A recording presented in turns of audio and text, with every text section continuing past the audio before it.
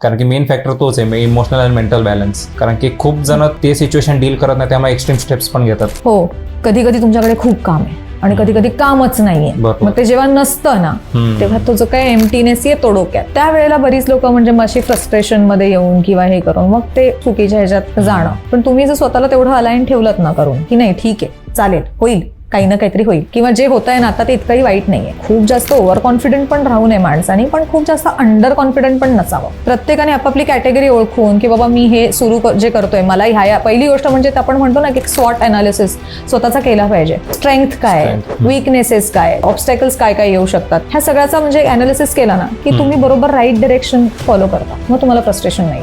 कधी कधी 15 दिवस तुमच्याकडे मोकळे असतात तेव्हा स्वतःसाठी काहीतरी करा की अरे मला ही एखादी कॉन्सेप्ट करून बघायची आहे, मला माझं काहीतरी पेज बिल्ड करायचंय, मला स्वतःसाठी काहीतरी करायचंय. Forget about that. सिंगिंग आहे, डान्सिंग आहे, हे आहे ते हॉबीज अपार्ट फ्रॉम दॅट, ते काहीतरी परस्यू करा.